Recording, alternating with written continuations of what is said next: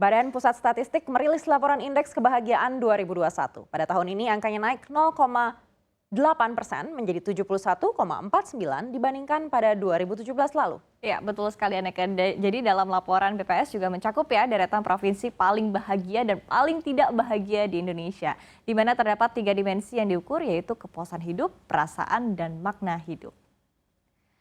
Dari indeks ini ada 5 daerah yang masuk sebagai provinsi paling bahagia, antara lain seperti Maluku Utara, Kalimantan Utara, Maluku, Jambi, dan Sulawesi Utara. Sementara provinsi yang paling tidak bahagia antara lain adalah Banten, Bengkulu, Papua, Nusa Tenggara Barat, dan Jawa Barat. Data BPS juga menunjukkan laki-laki lebih bahagia dibandingkan perempuan dengan angka 71,96 berbanding 71,04. Dari faktor pendidikan, orang dengan pendidikan S2 dan S3 memiliki tingkat kebahagiaan paling tinggi dibandingkan tingkat pendidikan lainnya.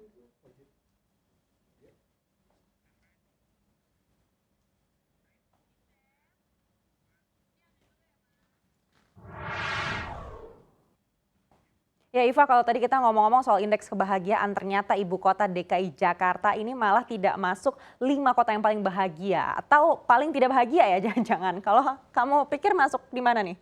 Iya, kalau Anda sendiri bahagia nggak kira-kira hidup di Jakarta gitu kan? Jadi memang ya ternyata DKI Jakarta itu sekarang berada di urutan 27 dari 34 provinsi yang disurvei. Lumayan yang dari bawah-bawah gitu ya. Dan kalau kita lihat sebenarnya tidak ada deket-deket ya sama yang paling tidak bahagia juga. Tadi ada Banten ya disebutkan salah satu provinsi yang paling tidak bahagia. Dan angka ini lebih rendah dari survei terakhir yang dilaksanakan pada tahun 2017.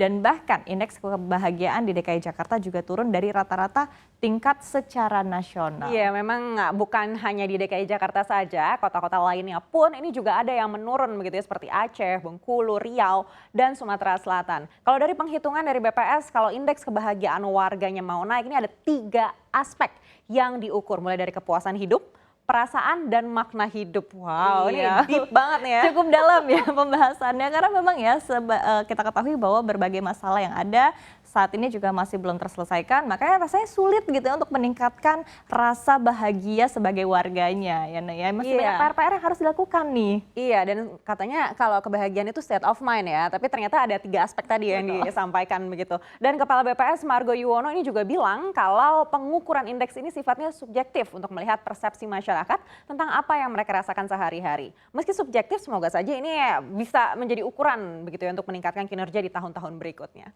Betul, menjadi PR juga ya bagi pemerintah ya untuk membuat masyarakatnya merasa bahagia, merasa nyaman tinggal di suatu provinsi ataupun juga suatu kota. Nah, kita beralih ke informasi berikutnya yang tentunya juga harus bahagia yang memasuki tahun baru. Kita ketahui bahwa masyarakat Indonesia juga saat ini rupanya dihadapkan dengan kenaikan sejumlah harga barang kebutuhan pokok. Ini buat semakin tidak bahagia tentunya. Tapi kalau gajinya naik mungkin tetap bahagia ya. Karena barang pokok seperti telur, cabai, bawang putih, dan bawang merah termasuk minyak goreng ini mengalami lonjakan harga. Tingginya kebutuhan barang tersebut memicu lonjakan harga di pasar. Kalau kita lihat pada Desember 2021, kenaikan bahan pokok tercermin dari angka inflasi yang mencapai 0,57% secara bulanan. Kenaikan ini salah satunya disumbang oleh inflasi cabai rawit sebesar 0,11%, minyak goreng 0,08%, dan telur ayam ras 0,05%. Ya, bukan hanya itu, pada tahun depan sejumlah barang konsumsi lainnya juga diprediksi akan mengalami lonjakan harga seperti rokok seiring dengan naiknya cukai hasil tembakau dengan rata-rata kenaikan 12%. Selain itu, pajak pertambahan nilai atau PPN pada April 2022 juga akan naik dari 10% menjadi 11%.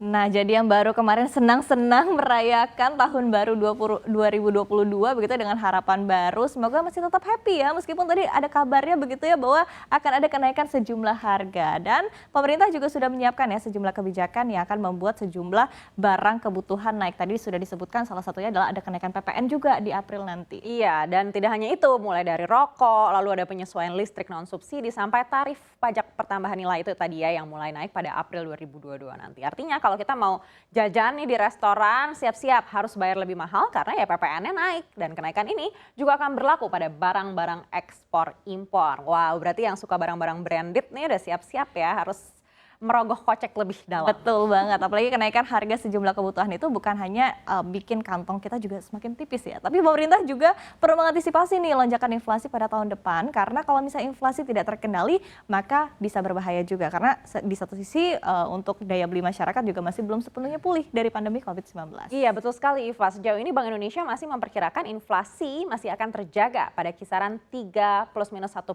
begitu ya.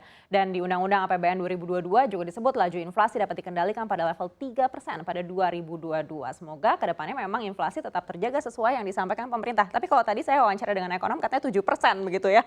Jadi kita lihat nanti seperti apa. Kalau tadi Anda wawancara 7%, tadi saya sekitar 4-5% begitu ya. Jadi kurang lebih memang tampaknya ada kemungkinan akan lebih besar begitu dari ekspektasi yang diharapkan oleh pemerintah. Nah, tapi ngomong-ngomong soal ekspektasi, tampaknya ada sesuatu yang lebih dari ekspektasi juga nih, yaitu terkait dengan film. Jadi Anda udah nonton belum sih film Spider-Man? Belum, karena memang banyak sekali di bioskop gitu, tapi juga cukup ngantri begitu ya. Jadi saya pikir nanti saja di akhir-akhir nonton ya. Ya, ini tampaknya memang lebih dari ekspektasi ya, karena memang tadi seperti Anda sebutkan bahwa antusiasmenya juga luar biasa, karena memang tidak heran kalau film Spider-Man ini dinyatakan ya menjadi film paling sukses di era pandemi COVID-19 ini.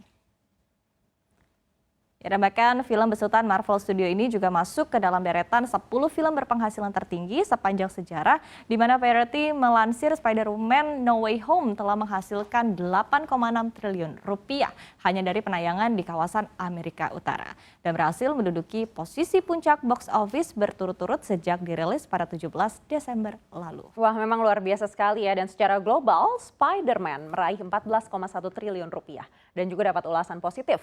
Di Tomatometer, film ini mendapatkan lebih dari 300 ulasan dengan skor 94%.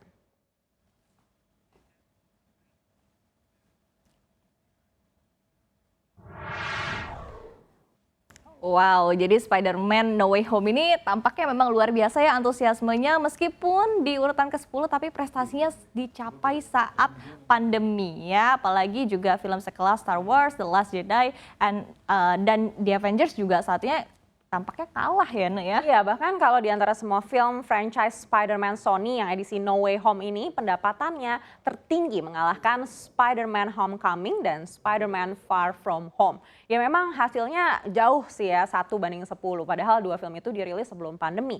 Nah, apa ini didukung sama gosip hubungan Tom Holland dan Zendaya? Ya ini mungkin salah satu bumbu-bumbu begitu ya. Tapi kalau saya pikir juga mungkin karena sudah lama bioskop tutup ya, jadi memang antusiasmenya agak berlebih. Betul, karena pas lagi pelonggaran juga momennya juga tepat begitu kan, di saat semua orang juga nggak sabar ya pengen keluar, pengen merasakan nonton di bioskop juga. Nah, tapi kalau yang tadi masalah gosip ini kayaknya masih belum tahu juga ya kira-kira seperti apa sebetulnya begitu ya. Tapi yang jelas prestasi Spider-Man ini juga bisa jadi harapan baru ya buat industri perfilman, bahwa kalah di masa pandemi seperti ini masih bisa menghasilkan 1 miliar dolar Amerika Serikat atau sekitar 14 triliun rupiah dari film itu. Artinya ada kemungkinan ya, ada potensinya tidak mustahil begitu. Iya, luar biasa ya ternyata penghasilan dari film itu. Mungkin kita harus bikin rubrik khusus nih soal film di Power Lunch.